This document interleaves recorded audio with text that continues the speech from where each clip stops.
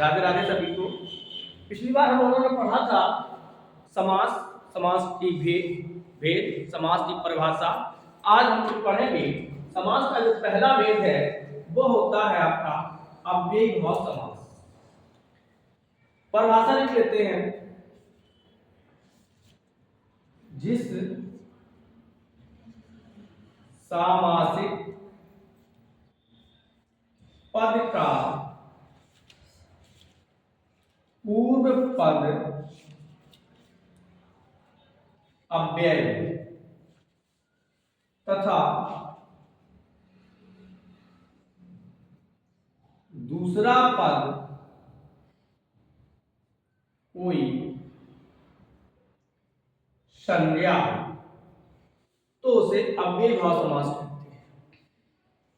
जिस सामासिक पद का पहला पद अव्यय, कैसा हो?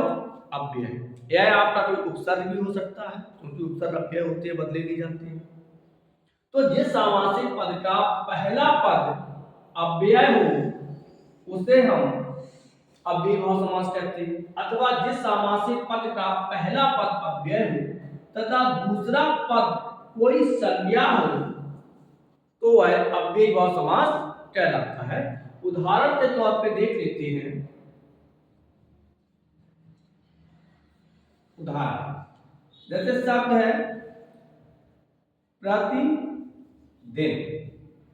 तो इसका जो विग्रह होगा वो होगा प्रत्येक दिन। तो देखो प्रति क्या है?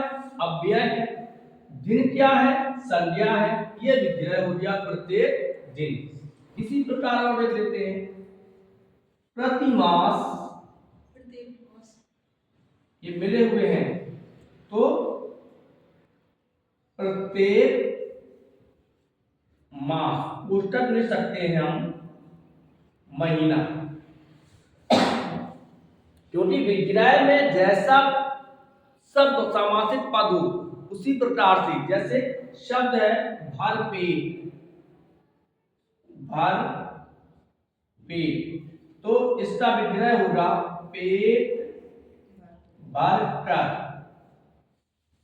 भरकर पेट नहीं हो जाएगा, क्या होगा? पेट भरकर।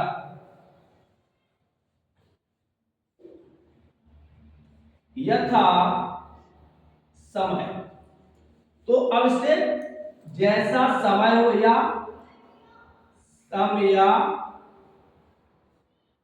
समय के अनुसार, समय के अनुसार। यथा शक्ति, यथा शक्ति,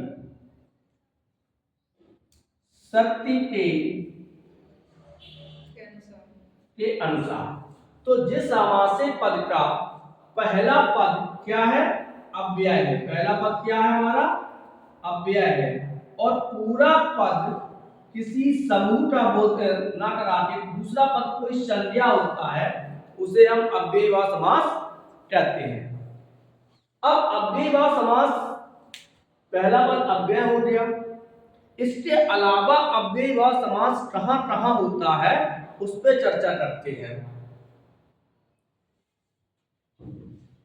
अब हम लोग चर्चा करेंगे अव्ययी भाव समास कहां कहां होता है, कौन से सामासिक पद अव्ययी भाव के अंतर्गत आते हैं। तो पहला होता है किसी संज्ञा शब्द को दोहराने पर,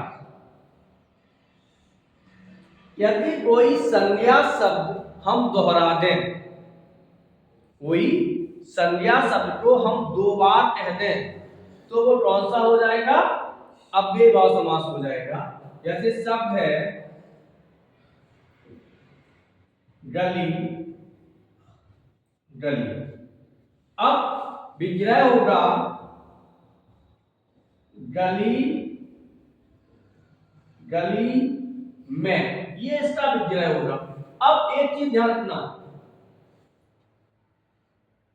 मैं शब्द दिमाग में आया होगा कि यार ये तो अधिकरण में आता होगा, तत्पुरुष में आता है, लेकिन नहीं, गली गली में, घर घर, घर घर, तो विद्या होगा घर घर में, या तो राधा की कहानी है, हाँ? तो किसी भी संज्ञा शब्द को हम यदि द्रुति करते हैं उसको दोहरा दें, जैसे राधे राधे, राधे राधे, हर तरफ राधे, तो राधे ही राधे, राधे ही राधे, राम राम, राम ही राम। तो जिन संज्ञा शब्दों को यदि हम दोहरा दें, द्रुति करने पर, दोहराने पर, वो शब्द समासित पद, अव्ययी भाव समासित पद बन जाता है। आगे देख लेते हैं।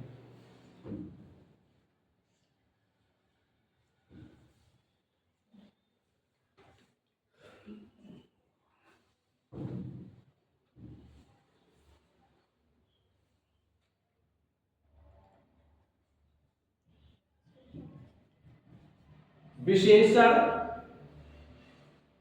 शब्दों की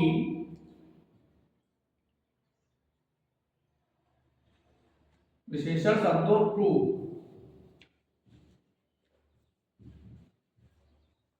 दोहराने पर, यदि हम कोई विशेषण शब्द को दोहरा दें तो वह कौन सा होगा? अव्ययी भाव समास होगा। जैसे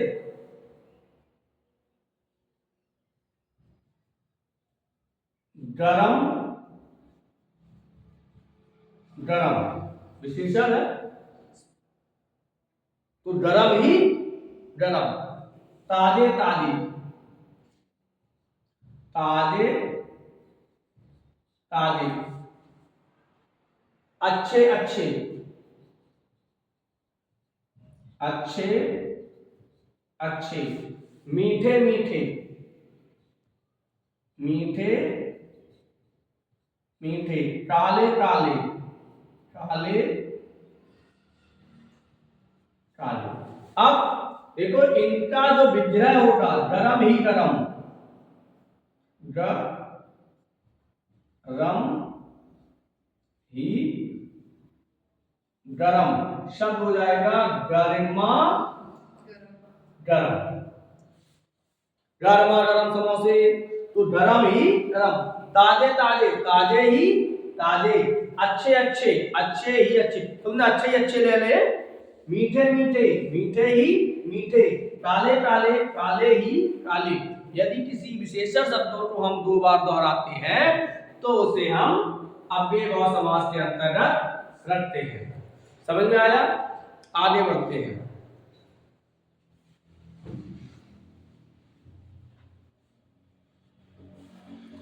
किसी क्रिया शब्द को दोहराना,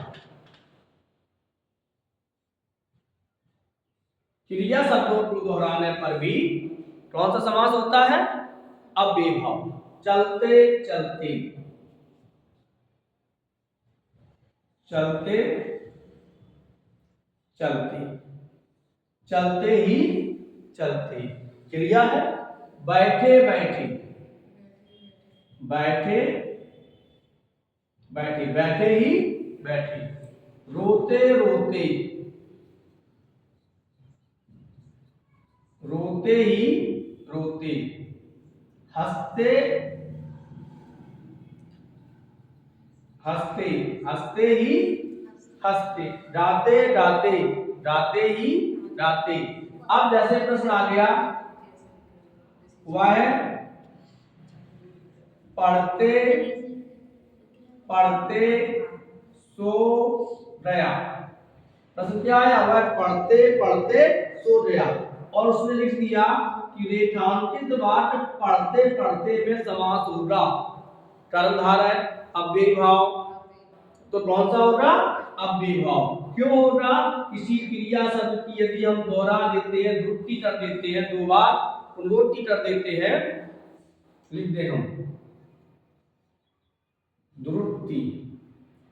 किसी क्रिया शब्द की जब हम द्रुति करते हैं या किसी संज्ञा शब्द की द्रुति करते हैं या किसी विशेषण शब्द की द्रुति करते हैं तो वहां पर अव्ययी भाव समास होता है। आगे बढ़ते हैं। अब कुछ उदाहरण ऐसे देते ऐसे इसी प्रकार सर्वनाम शब्दों की वृद्धि करने पर सभी क्रिया वाली आपने थोड़ी देर मिटा दिया। क्रिया विशेषण शब्दों की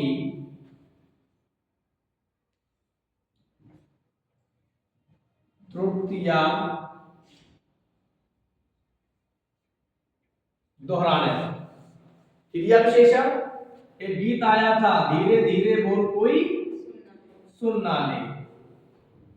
अरे जोर जोर से चिल्लाए चिल्लाए बोलो, धीरे धीरे बोलो, धीरे धीरे, तेज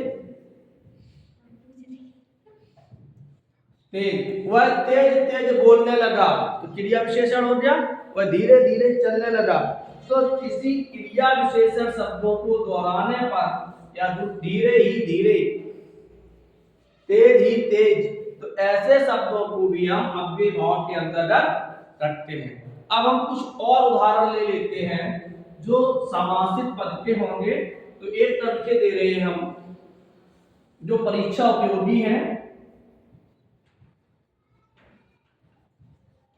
सामासिक पद और दूसरी ओर करते हैं हम इनका विग्रह। सामासिक पद और विग्रह तो चलेंगे। सामासिक पद और विग्रह देखो, हाँ, आजन्म, तो विग्रह क्या होगा? जन्म से, जन्म से। आजन्म का विग्रह क्या होगा? जब तक जीवन है, यानी जन्म से। अमरण, मरने तक, मरने तक। प्रतिकूल,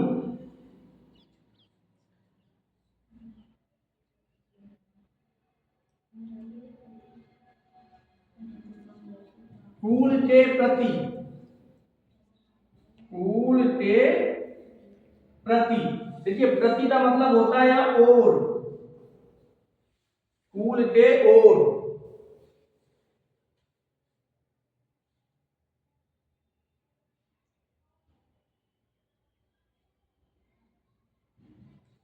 प्रत्येक, हर एक या एक एक।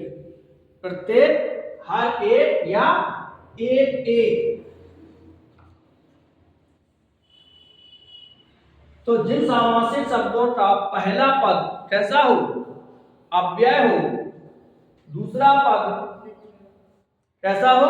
संज्ञा हो, तो उसे हम अव्ययी भाव समास कहते हैं। समास के जो 6 भेद होते हैं उसमें अव्ययी भाव। अब एक चीज अभी आपने एक बात कही थी, कौन सा? जन्म से। आजन्म,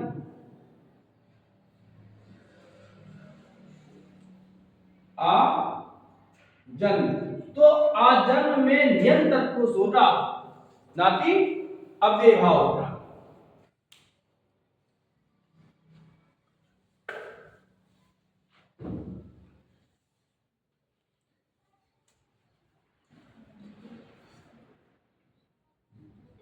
पेट भर, यहां होगा आविष्कार। देखो दूसरा पद अव्यय हो गया, तो अब नहीं, पेट भर, पेट भर का, पेट भर कर, जिंदगी भर, जिंदगी भर, जब तक जीवन है, जब तक जिंदगी, जिंदगी भर नहीं लोग कह देते हैं। तो अब इसका दूसरा पद अव्यय है, लेकिन ये भी अव्ययी भाव समास होगा। मीठे मीठे, मीठे मीठे मीठे ही मीठे, ताजे ताजे ताजे ही ताजे, धीरे धीरे धीरे ही धीरे। तो इसे हम अव्ययीभाव समास कहते हैं। तो अव्ययीभाव समझ में आया। कल हम लोग पढ़ेंगे तत्पुरुष समास और उसके भेद। तब तक के लिए राधे राधे।